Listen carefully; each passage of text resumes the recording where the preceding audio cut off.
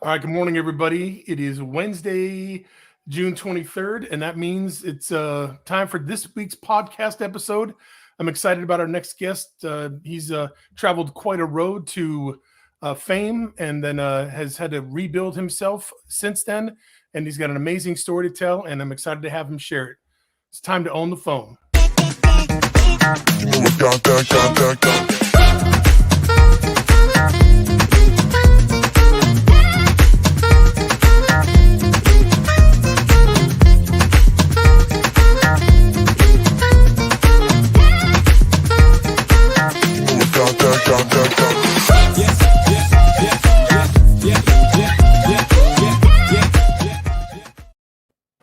All right, welcome to this episode of On the Phone. In this world, you meet some people that need no introduction, and this gentleman to my left here is one of those people. Good morning, DC. Appreciate you making some time for us today. Of course. How you doing? I'm good, man. I'm good. I'm really good. So, we're both on the podcast guests site, to catch up and meet with people, and then I've seen a bunch of your interviews, Dan Patrick, and then a lot of other ones, that you've had since you guys started doing the Geico commercial. And I think what intrigued me the most is that you had labeled yourself as a motivational speaker. And then I did some research and I was like, wow, look at this. Like the road you have traveled has not been an easy one at all. What's that? What's that? A treacherous journey. Yes, it is for sure. There's no question, but it's not for the faint of heart. In a good way. Yeah. It's not for everybody, for real. Yeah, it's not for everybody. I mean, it's what it makes you. It's what you become as a result of that. Yeah. So I think a lot of folks would be interested because a lot of times we only the minute we see DC Green, you hear party people, right? And you see the video, and then you guys are taking off. But I'm interested, I guess you were born in Chicago, and then you ended up moving to Denver, right? Mm-hmm. And then you went to high school in Denver. That's where you met your partner. So it was 1982, I think, correct? So can you kind of tell us how you got into DJing and your love for music? Can you start there with that, please? Well, I met Steve in high school, Manual High School in Colorado. And because both our last names begin with a G, we sat next to each other. So that's how we became friends. And Steve had a band. And I was like, ooh, I want to be in that band because they used to play in the quad during lunch. Then I worked in the truancy office giving out passes. And I heard music down the hall from Dr. Joyce Davis, who conducted the choir. I said, I got to be in that choir. And then our first high school dance, I saw for the first time 2 turntables and a mixer, and I was like, I got to be a DJ. Right. And I spent the rest of my life honing all those talents and have become the man I am today. Quite fluent in all of those languages because music is a language. So I've been a DJ for 30 years. I still sing from time to time, but I learned how to rap and in college honed those skills and just came up and just never quit, kept playing offense and just learned how to learn. I've always been that way, right? Where nothing can stop me if I want to learn it, right? So, what stops most people doesn't stop me. I relish the challenge of it being hard because I know that everybody else is not going to be able to take it through to the end. So your life is proof of that for sure. Yeah, I've always been like that. Yeah, you were an integral part of bringing the hip hop scene to Atlanta, correct? Right? I guess. I mean, not the scene itself, but the music, like getting the people connected with the music as a DJ, working all the different clubs and stuff like that, right? Yeah, organically, right? Yeah. So because I was a great DJ, I was more than a DJ. I made myself invaluable to every club that I was at. I was the sound guy. I was the light guy. I did the flyers. I did the graphics art. I did the television commercials. I did the radio commercials. Right. And that's, a lesson to everybody out there. It doesn't matter what job you're at. You always do 10 times more than what you're supposed to because that's how you make yourself invaluable. And that's how you have job security as well. But the most important thing and the most important reason I do that is because if you move on to the next job, you're more prepared and more seasoned. So the transition is smoother. Most people get stuck in life when they lose their job and they don't know what to do and they haven't prepared.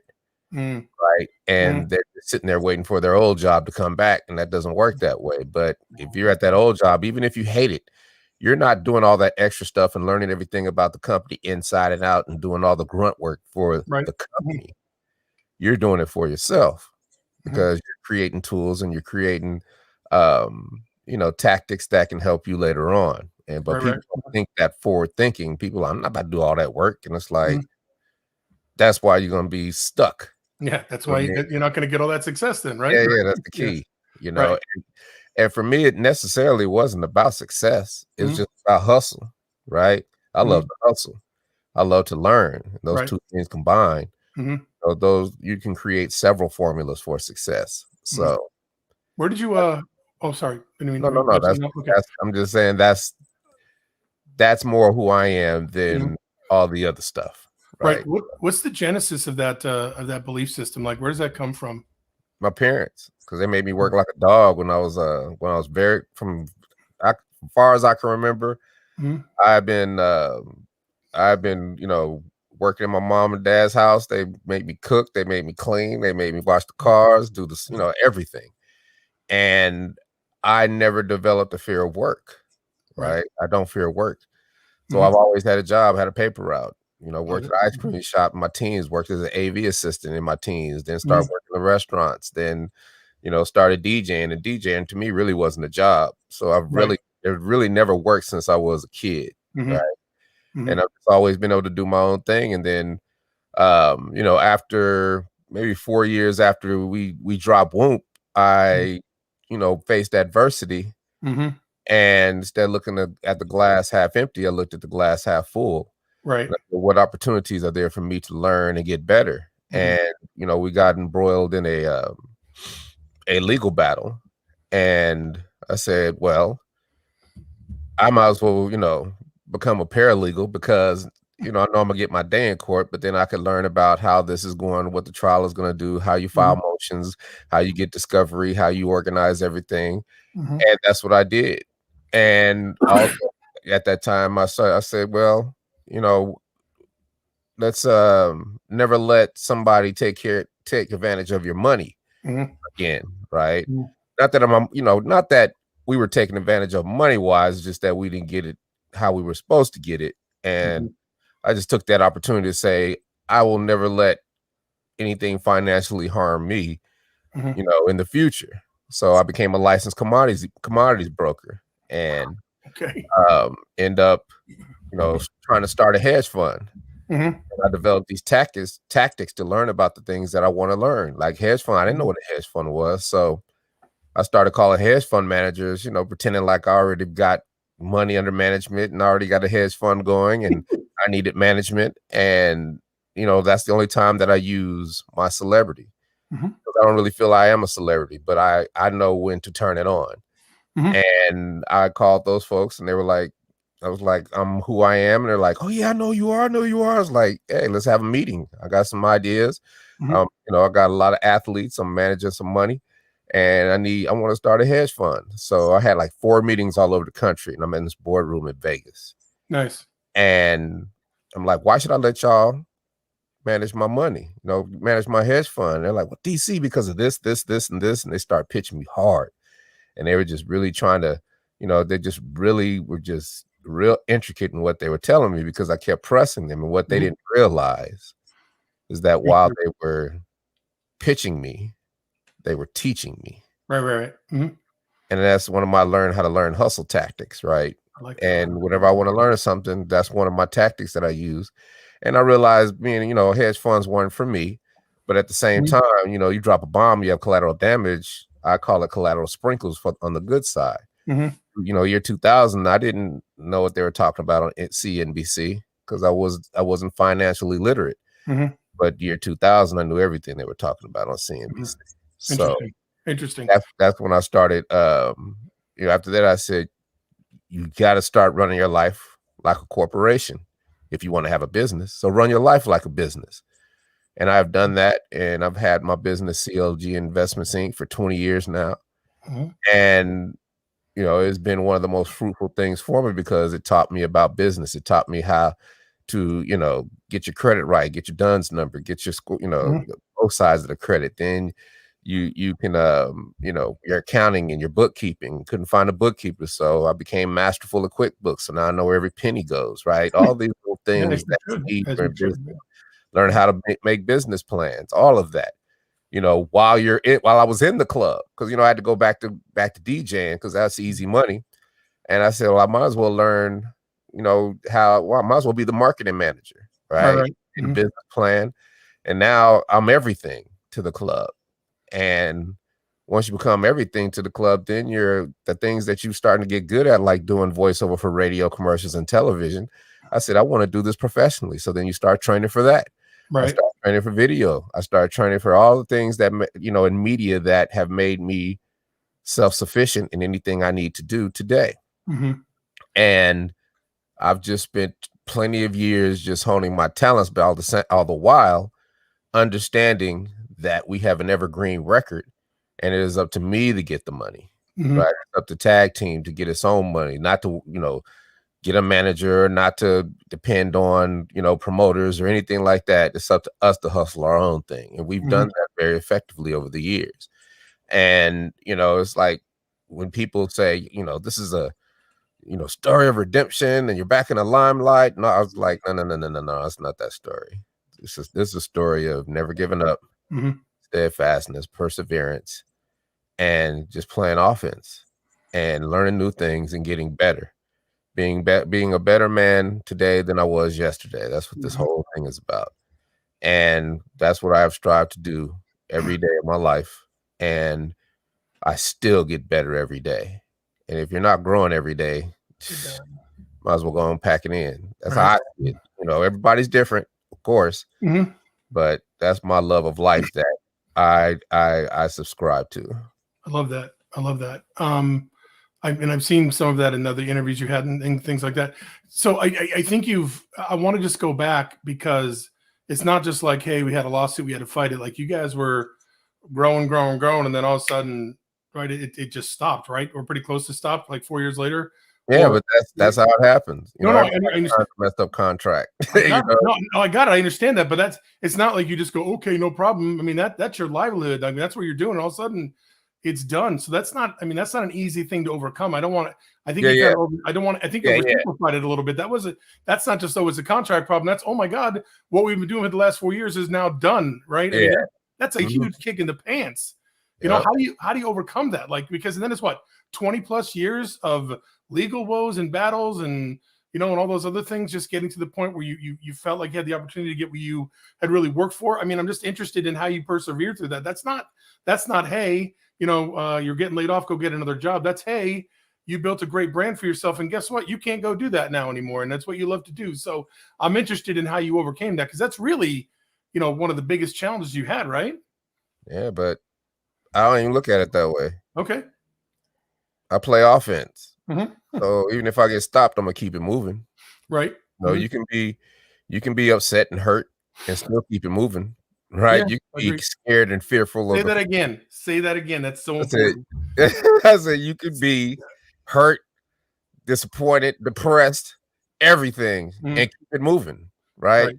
You just got to keep moving. That's it. And you can be, people ask me to me, they're some of the dumbest questions, but I understand and I don't take them lightly. DC, how do you not give up? Don't give up.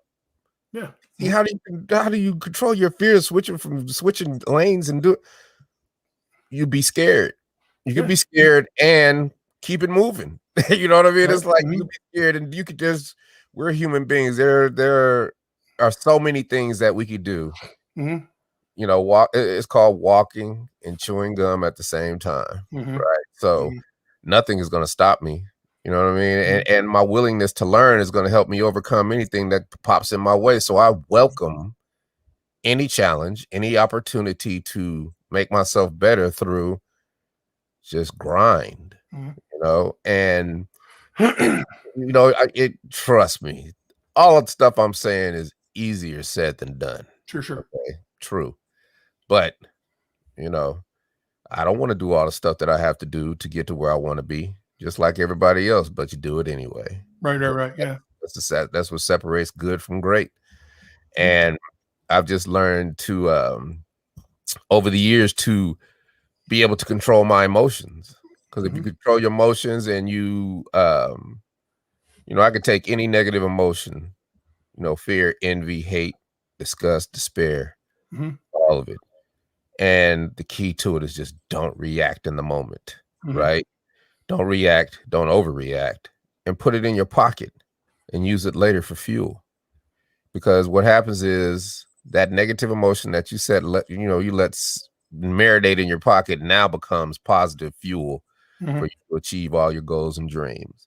Right. You know, that when you're just, I mean, perfect example, if I have an acting audition next week, then, you know, I need to be angry. Well, I have something that I was angry about last week. I could pull out my pocket. So now I don't have to go find a character. The character becomes me. Right. And that's real. And that's what it's supposed to be. And that's acting, right? Or if I'm, you know, before I got on with you, I was coding. You know what I mean? It's brutal. It's hard. It's intensive. Right. But I know what the reward is. So if I get stuck, there's always things that, remember when they said you couldn't do this? Boom. That becomes fuel. Right. Or remember when that girl was like, you know, did you dirty? That becomes fuel. All these things become fuel to help you achieve your goals. You just have to, you know, you have to fashion your mind to think that way. And another part of dealing with your emotions is, you know, relish the problems that people always come to you with.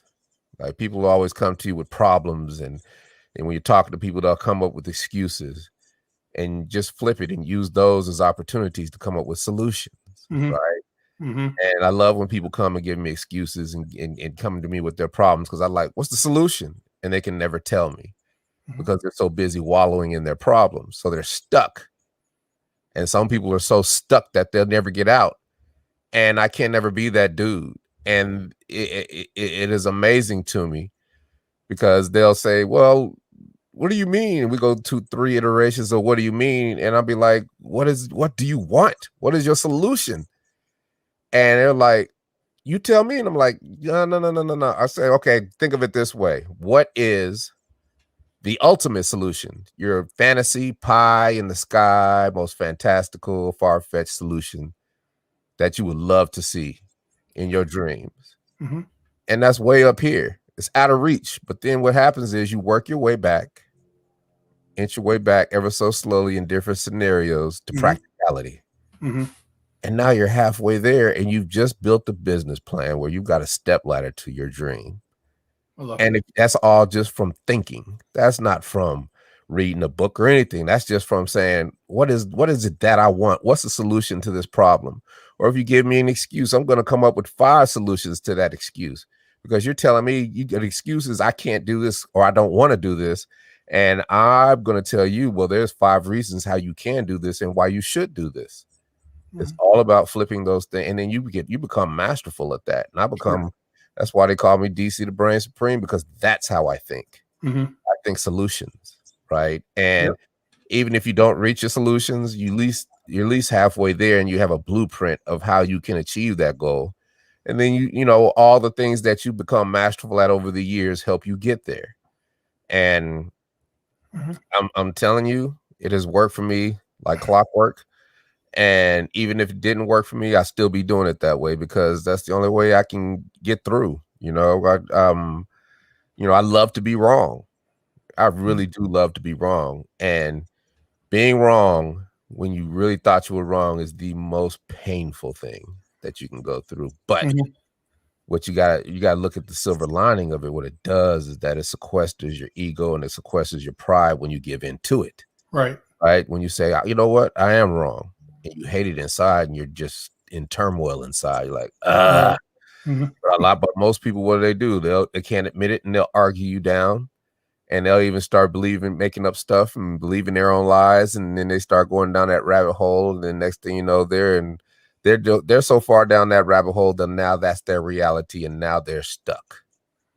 When I gave it up at the beginning, yeah, you're right, I was wrong, and now my mind is open to just everything.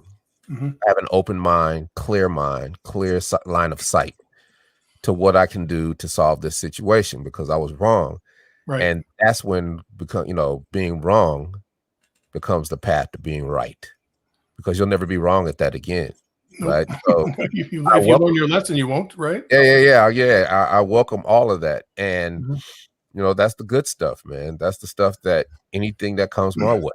Right. I just attack it. Agreed. So, the resilience that you're talking about, building that mental muscle, that resilience muscle, that only comes with facing challenges, right? You can't do that if life is good and everything is peaches and cream, right? You need to face some challenges and some resistance. My question for you is, do you have like a specific strategy you follow? Like negative something comes, you just kind of roll with it. It's something you just, because it's always it's information fed into a computer, and then you come up with a calculation. I got you. I mean, I don't even think about it. It's like, what do I do? How do I do? What do we do? What do we do? Like, perfect example. This is just how I think. But we did the Western Conference Finals first game. I saw that. Yep. And I'm walking through the arena, and I see this camera, this backdrop, real nice backdrop, Rally in the Valley. But I'm looking at this camera that looks like just a sleek, tall camera with a printer on it. And I'm like, what the heck is that? And it's just one of those. It's like a photo booth camera, and it prints out the pictures, or you can email the picture to you. Now, I've seen those before, but I've never seen one like this, where it was streamlined. And I said, and then the light bulb hit. Well, you're about to, you've been invited to Comic-Con because of a podcast. Comic-Con, it's one of the satellite Comic-Cons. They have you got your big one in San Diego, but then you have your subsidiaries in all the other states, because everybody it's that big that everybody can't go to San Diego. Sure. Yep. And I'm going to the one in Houston, and I'm like, I got invited, and they're flying me out and everything. And I'm like, I don't want to just go there and not do anything. And, once I learned out what it was, because I'm thinking I want to go there because I want to hustle up and meet the anime directors and, video game directors for voiceover and acting, when I was like, wait a minute, you could be taking pictures. They're telling me I could take pictures and do all kind of stuff. And I'm like, this is what I want right here. Yep. This is the way to do that whole. You could do this every weekend if you wanted to, right? So just all kind of ideas. My mind is always thinking. It's like, oh my gosh, I could do it this way. I could do it this way, and then I love validation, right? So and it's funny because here's a story of validation. Is after we shot the Geico commercial, I'm like, it's not an ordinary Geico commercial because we're in a pandemic, so we're not going to get shows. The benefit of Geico commercial shows and reinvigoration of the career, right? That's why every artist wants to do a Geico commercial, because they know what it does. Right. And Salt and Pepper did theirs 2014. I did mine. They didn't stop touring till the pandemic. So what am I going to do? And my mindset is, I'm going to take these lemons, make me some lemonade, start a lemonade company, franchise it, sell it for $20 million. That's my mindset. So I said, well, let me try to find a publicist, because at least we could be getting press and stuff like that while this is, before it drops. And there weren't too many publicists that wanted to work with me because it was a different type of situation. And we were in a pandemic, and they usually do a junket, and they couldn't figure out what to do. And I was like, thank you. And they gave me every reason why they couldn't, which is probably good, because they would have just spent my money and I would have been pissed. But then, instead of giving me one reason why they should. So here's another hustle tactic I use, learn how to learn. Whenever I hit a wall, if somebody tells me I can't do something, I go join an organization, association, or a society. Because those entities are filled with people who love their profession, and they've been doing it 10, 20, 30, 40 years. So I said, I'm going to be my own damn publicist. And I joined the Public Relations Society of America. And 2 days in, I'm on a podcast with the CEO of this big PR firm. Wow. And I love validation. So I know press releases work, but I want to hear from a CEO's mouth. Why and how. So I said, well, I got a press release and I'm about to drop, and I want to know if they're still relevant. They're like, well, what's it for? I was like, well, I'm kind of featured in the Geico commercial called Scoop There It Is. And the whole Zoom blew up because they couldn't believe that DC the Brand Supreme tag team was on the Zoom call with them asking questions about PR, right? That's cool. You know, the CEO was like, yes, that press release is going to work because you guys are coming out at the right time with the pandemic. The whole last year has been COVID. It's been political. And here you guys come throwing sprinkles, spinning scoops, and DC, you'll smile. Of course, that press release is going to work. And then you're going to go here for all the journalists. You're going to go here for all the TV talk shows. You're going to go here for all the podcasts. You're going to make sure your pitches are like this. And she gave me the entire breadth of her expertise in public relations in 10 minutes. And I have not looked back. And it has opened doors for me I could have never imagined possible. And it's the reason that you and I are talking right now. I appreciate that very much. I was just thinking about that. I'm like, well, that's how, because you've been on, you and yourself, or you and Steve, you guys have been on tons of talk shows I didn't even know existed. You know what I'm saying? The Dan Patrick show came because I dropped a press release the Wednesday of the Super Bowl. And it was the Tuesday before the Super Bowl that we did that podcast. That I got on that podcast with the PR. Amazing. And when I dropped it, Dan Patrick calls, we want you guys Friday for Super Bowl week. Boom, I'm on national TV. Friday. A week and a half later, I'm on Tamron Hall, national ABC daytime. I saw that. And then everybody's just boom, boom, boom, boom, boom, boom. Then next thing, you know, Geico calls, say we want you to be the grand marshals of the Daytona 500. Not Daytona, but the Talladega 500, which is the Geico 500. So I do another press release. And then I end up signing, after that press release, I end up signing with one of the biggest voiceover agencies in the world. And then I did another press release for the Western Conference Finals that I dropped yesterday. So I've been getting my phone is over here buzzing now. I heard when we first got on. Yeah. You see what I'm saying? So it's like everything. I know that PR has been I changed the paradigm, because usually I would have been thinking about do this, do that. And it changed the paradigm. And because I've done so many things in my life, I've laid so many seeds, you know what I mean? And they've all come back to hit me in the head that you know, people used to be like, DC, you're all over the place. You're not doing, why are you doing that? You're not getting paid.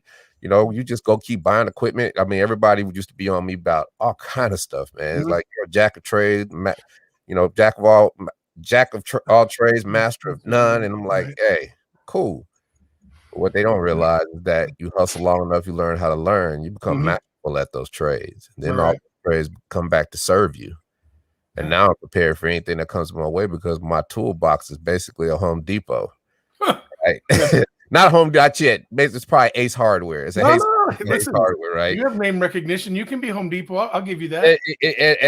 And the beauty of it is that I realize, and you asked this earlier, you know, just about the perseverance part and the you know, the whole, just how do you deal with all that? And it's like, the whole point is there is no quid pro quo. What stops people is that they think if they do something, something's got to happen. And you can't think like that. You got to throw stuff in the universe and keep it moving. Not throw stuff against the wall. I'm talking about throw out your goals and dreams in the universe. You know what I mean? Because that's how you're planting seeds. And I've planted so many seeds in my lifetime, especially in the last 5 years. You know, now I'm standing in a forest opportunity that I never thought possible. Right. I am, you know, and the pandemic was the best thing that ever happened to me, because it forced everybody to stop at the same time. It was like a reset button. Literally. You got to look at it like that. You know, there's the side of it that's the side, right? There's no disputing that. You know what I mean? I lost people, everybody, you know, it was hard for everybody. But then to be able to stop and reevaluate everything and realize that we're all in the Serengeti together. We're in the jungle. What are you going to do? Be predator or prey, right? And I chose to reinvent myself. And I was like, what am I going to do? Because you're going to be stuck with a situation where you can't do stuff. But what are you going to do? So they think people are being lazy, not getting jobs. But I tell you, a lot of people took that PPE money and started their own businesses. And now it's a whole new ball game. Right. And that was the thing that a lot of people needed to just say, hey, everybody's in the same boat. Now I got a chance. And I tell you, I reinvented myself with voiceover, and I started booking instantly. Then I get a call from my coach in LA, my acting coach. I end up shooting my first movie in Nebraska in the middle of a pandemic called My Corona, about shooting about making a movie about the beginning of the pandemic. And then on top of that, there's a documentary that was shot while we were shooting about shooting a movie in a pandemic. Art imitating life, right? Yeah. And then 2 months later, I'm shooting my second movie. And then 3 months later, I'm doing a fall campaign for Publix grocery store. And then I book a Tyler Perry House of Pain episode, and then here come Geico.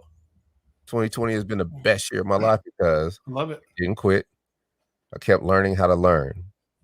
And I just kept moving, man. You got to keep moving. I changed the paradigm. Everything changed. Like, think about it. A year ago, you didn't know about StreamYard. StreamYard is brand new, right?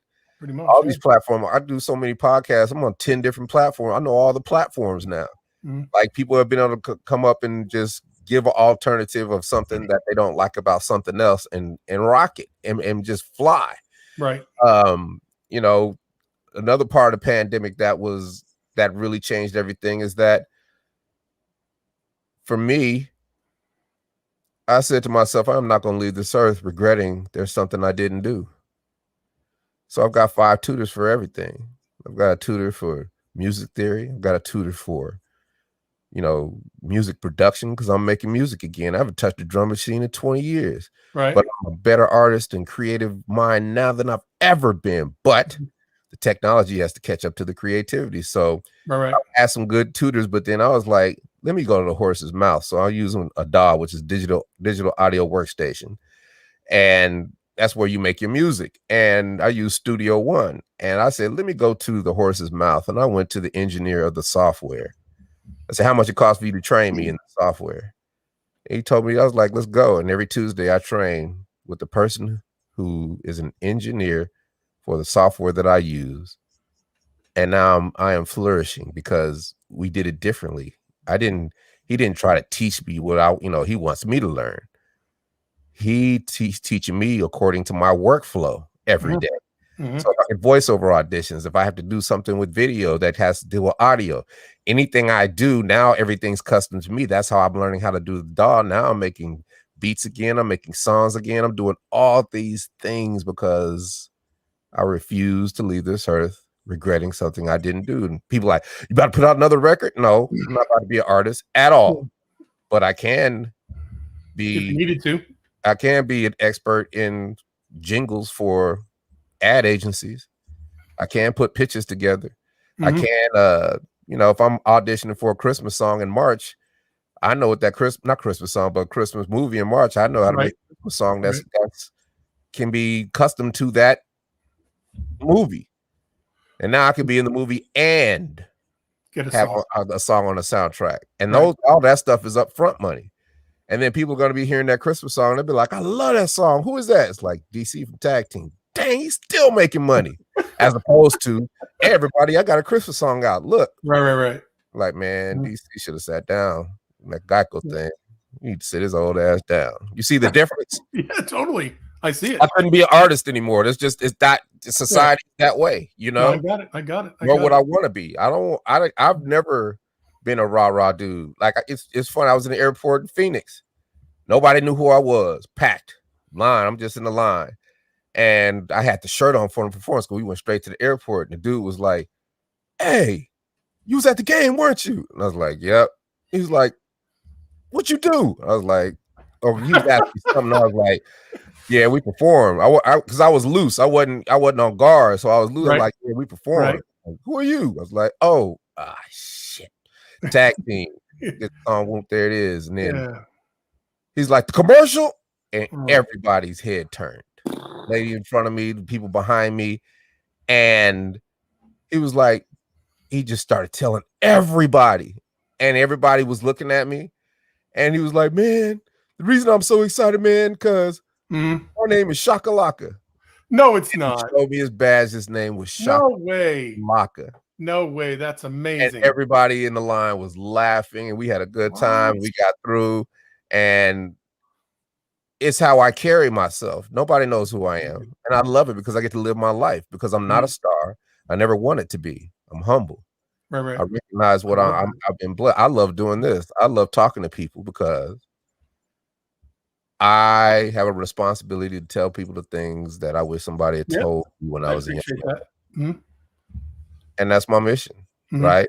And now I get to get up every morning and I get to make music. I get to learn how to code so I can conquer Google. I get to do all these things that make me great in other ways because I'm not going to be out there on the road going hard. I'm going to be on the road on the internet.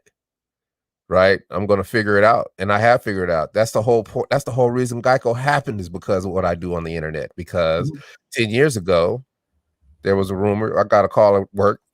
Lady from the New York Times was like, I need to talk to you. I was like, no. Call me in the morning because I'm at work. And she called me and was like, did you look at the Gawker article? And I'm like, what's that? She's like, the world thinks that Barack Obama was in your music video. And I'm like, what? Yeah, I saw that. And it was a big week. We did press for everything. And at the end of the week, I was disappointed because I had nothing to show for it. And I was like, I couldn't be found because I didn't have a web presence. You know, you think you know what you're doing on social media, what you really don't. And I'm like, that'll never happen again. See, you have these pivotal points in your life where you see things that are holding you back and you have to correct them. And I said, that'll never happen again. So I started my SEO journey and I'm at the clubs and I'm like, well, let me build a website for the club. Let me learn SEO for the club. And, you know, I botched it. I messed it up. I broke it. I tried to start a t-shirt company, messed it up, botched it, broke it. But I learned, right? And all my mentors are like, dude, you've done work that nobody else I've never seen anybody else do. I was like, yeah, but it didn't work. But I knew that I wasn't going to quit.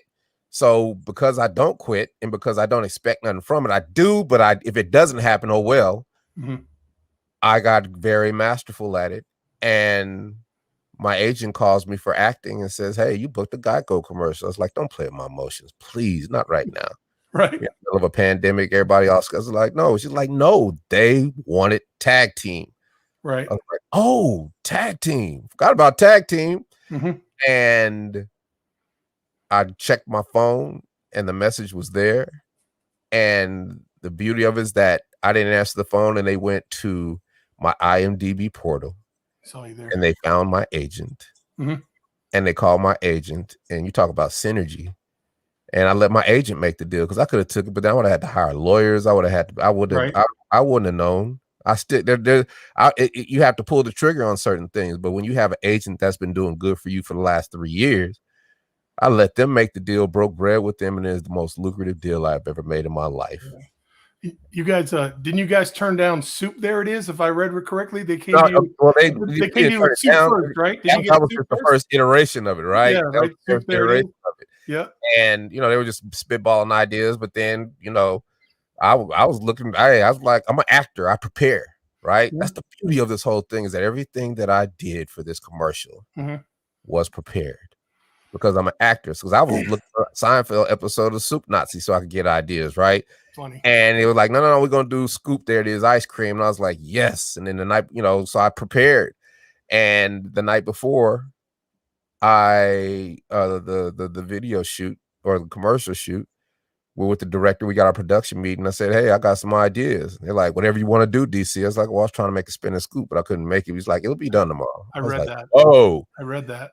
It was like, well, I want a ton of sprinkles because I know kids love sprinkles. I don't know why they love sprinkles. But I want to do LeBron James. I want to do a Salt Bay. I want to have a sprinkle food fight. He's going to have a truckload of sprinkles. Word. Then we do this little day, and I just told them everything we wanted to do, and we did everything. They could have made 5 Geico commercials off of that, and it is the reason that commercial is special because those little nuances, all that preparation paid off in ways that are unimaginable because when a kid is playing with his little blocks and he hears the commercial and he's a little baby and he can't even walk and he fights tooth and nail to get up to get to the TV, the booty shaking the whole time to have fun with that commercial. I saw that on TV. I have no words for that. I saw the commercial. There's a few of them. There's a few things on YouTube of tons of them, little dude. kids dancing to that. People send them to me all the time, still, right? And the beauty of it is that it is, you know, the doors were opening before Geico, but now I've used the Geico commercial in a different way, right? There's still people that don't know I did the Geico commercial, but whenever I mean, because no, I'm serious, because of how I carry myself, because when the Geico commercial came out and it was hot, we all had masks on still, right? So now it's coming back, and they're going to run for the summer the rest of the way through because it's ice cream season, right? And now I've been preparing, because if I don't prepare for, because people say, DC, you can't do everything. It's like, you know what? You're right. I can't do everything, but I sure enough can be prepared for everything. Right. Actually, that brings a quick question. We get about 5 minutes left here. Quick question. Yeah. How do you not fall prey to priority confusion? I mean, because you've basically trained Learn how to say no about everything. How do you make sure you're not, squirrel? You say no. Squirrel. Huh? You say no. No, I understand that, but you're the one that's driving a lot of this stuff. How do you keep yourself from going after 15 different things? It's not so much people coming to you, just with all your talents and skills and everything you've done and all the things you know to do and want to do. How do you make sure that you stay focused on what's most important right now? You know what I'm saying? And because of you chasing everything, right? I'm not chasing anything. I built a spider web. So things are getting stuck in that spider web, and I see them. It's like, I'll eat that later. Okay. That's not an easy thing for a lot of people to do. Huh? Not an easy thing for people to do. A lot of people are like, I'll eat that now, I'll eat that now. I'll eat that. No. And they get nothing done. But here's the thing.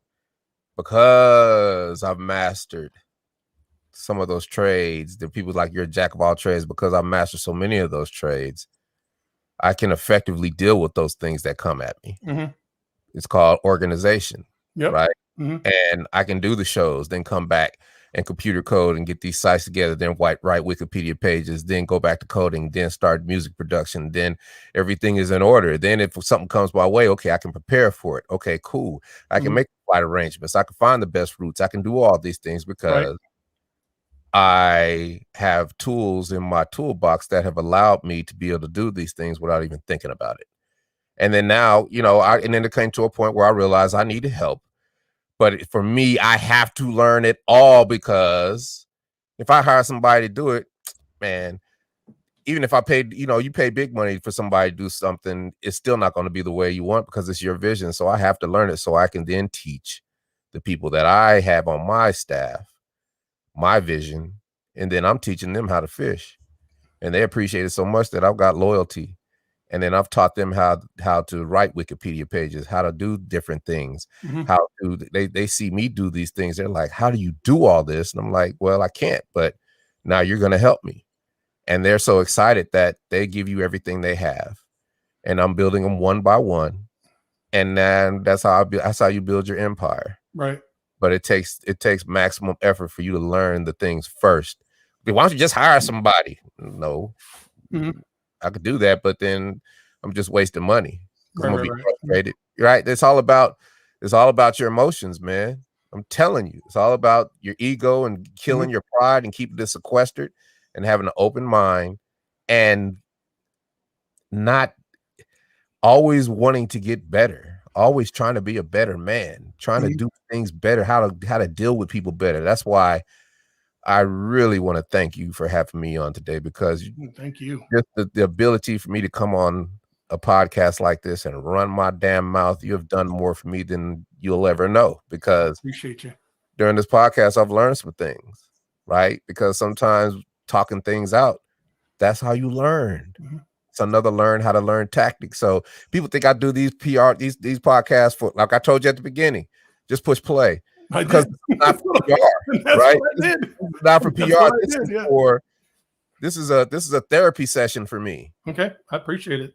You see what I'm saying? It's a serious therapy session for me, because I come up with different analogies, storytelling, all these things that I practice. And then because of what I'm doing now and practicing, there are people that are inspired. There are people that benefit from one thing I say. There are people that I know there's one thing in this conversation somebody's going to hear to say, I never thought of it that way. Probably 100 things, DC. I've come up with at least 10 while we're talking, you know, and I'm yeah, but you know, I'm humble. I'm not gonna say that I'm going to say it for you. I don't throw it out there like that. I'm going to say it for you. Yeah. Listen, I coach people every day, all day long, and I'm, you know, learn how to learn. I'm stealing that. I'm gonna give you like the first. Here's what's gonna happen. So the first time I say to, hey, listen, I spoke with DC Glenn the other day from Tag Team. He talked to me about learn how to learn. The second time is hey, you know that guy from Tag Team? He said learn how to learn. But the third time I'm saying, hey, you just got to learn how to learn. So you'll get credit for a little while. It's you know, the perfect example of learn how to learn. If I get a long email and I read the first 3 lines, I'm daydreaming now. Yeah. So I take it and I dump it into AI. Now, I remember yesterday I had a long email and the email's reading back to me because I'm in a text to speech and it's reading to me. Mm-hmm. And now I'm reading with it. Now that information is just dropping and sticking in my head. Yeah. That's learn how to learn. You see what I'm saying? Learn how to learn is, you know, it's right, but go get the validation because you might get an extra little twist to it that takes it to the next level. Right. I've learned a ton myself. Real quickly, I'm positive, you know, because here's the thing. This is live. It's going to go to Apple. It's going to go to YouTube, Facebook. It's, you know, it's going to make its way around the what do you call it? The ether. Where can people find? I mean, obviously, we got the scroll at the bottom. I Love 90s tour. You and Steve are going to be doing about what 5 or 6 shows during the summer into the fall, right? With a bunch of other folks from the 90s, right? It just don't stop now. It's like every day we get a new show. Well, be careful what you wish for, right? You just might get it. So no, but I love that because I get to go be a kid on the weekends. It's awesome, know what I mean? Right? Yeah. Mm-hmm. Yeah, it works. So how can they get more of this? How can they get more of because you said, you know, one of your goals is to become a motivational speaker on a consistent basis. Where can people find out more about what makes you tick and the mindset and the thought processes that you shared today with us, which, by the way, some of them were absolutely mind-blowing. I mean, this is super inspirational, you know, interview for sure. Because I know SEO. You type in anything about me, you're going to find me. Type in Tag Team, type in Whoomp, there it is. Type in DC Glenn, you're going to find me. I made it easy for everybody to find me and understand what I do. That's the beauty of SEO, search engine optimization for the internet. And my most brilliant stroke is yet to come.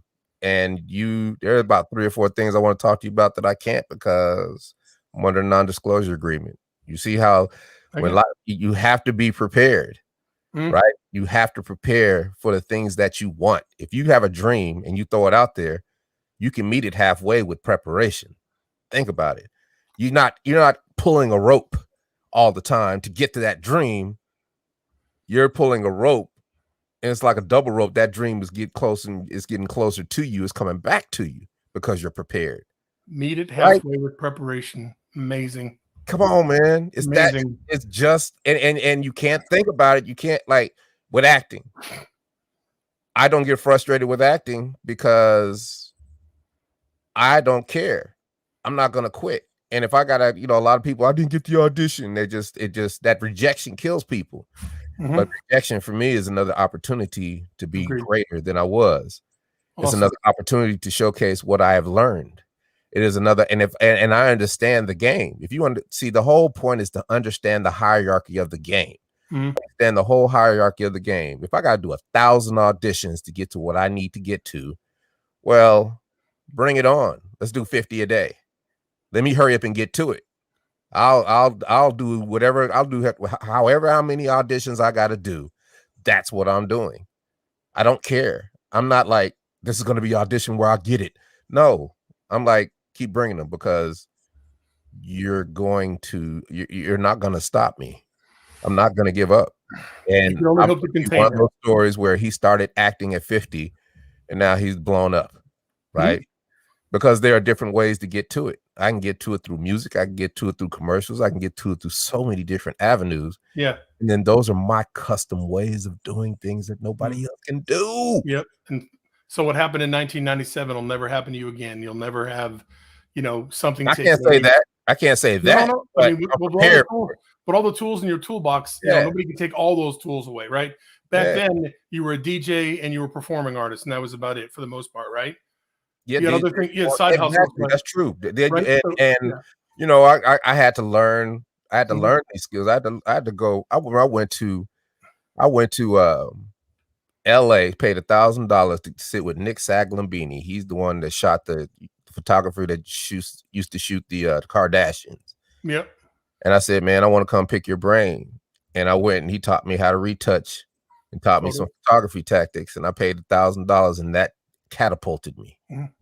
Right? That's what I do. I seek out people. You know, I'm the guinea pig, right? I can tell you what works and what doesn't. Like with this whole PR thing, I'm paying the maximum amount of money for everything just so I can see if it works. Sure. Because if it works, it's valuable to you, right? And it's valuable to others. And I can tell you, guestlist.com is kind of new and it's blowing up because it works, right? It really does work. And it's time for it. I mean, there's so many things that I'm doing with PR. I'm basically my own PR firm now because I didn't quit, didn't give up, played offense, learned how to learn. When you're those are your trademark lines. I love it. You need to go ahead and get those things registered and trademarked. And, I hear you. And create about 1,000 t-shirts and sell them. Exactly. Just one quick thing with the retouching. Can you put the ponytail back on your pictures? Because I missed that. Hey man, you gotta let it go. You gotta let it go. Hey, that was a hard decision too, because I was looking like an old broke down football player. And I had to just cut it off, man. When I cut it off, it was new life. When I cut my hair off, it was new life, man. Because that was something that had, think about it. Think about the negativity that came with that, right? Why am I even worried about that? Yeah. Right? Work for Barry White. Yeah, but I'm just saying, when it was good, it was good. But when I cut it off, it was freedom, right? And that's the beauty of life, right? It's like, that's the last thing I'm gonna say. The pandemic taught me that we all have times in life where we beat ourselves up for things that we made mistakes about or missed opportunities, right? Like I beat myself up for years because I was in the deep bowels of Disney teaching Mickey Mouse and Minnie Mouse how to rap. And they were teaching me about animation. And I could have been doing voiceover all the way back then, but I wasn't ready. But now I'm with one of the biggest voiceover companies in the world. And I corrected it. In 1996, I'm sitting in the office of New Line Cinema president because my manager and then went to college, and he's like, we got this movie and LL Cool J and Wesley Snipes are the lead. They're like fighting for the lead, and I want to cast you. I'm like, yeah, whatever. Talk to Pam. You know, I'm doing Whoomp. There it is, but I got you. And that movie was Blade. Yep. Right. And I beat myself up for years for that, but now I'm an actor that's about to have 3 movies come out and 3 TV shows all at the same time.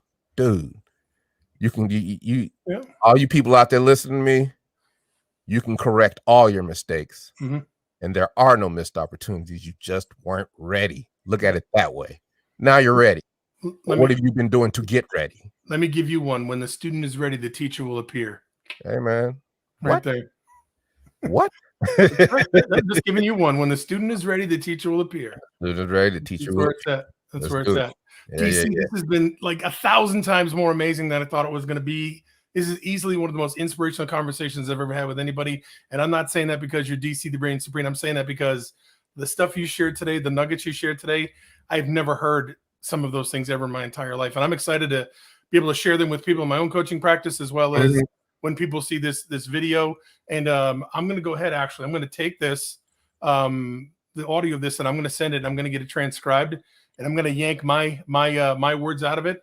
And I'm going to create a little booklet for you. I'm going to send it back to you so that when people want to talk to you, you can say, hey, this is what I talk about. Okay. And, you learn all that stuff, because I'm so grateful for everything you did.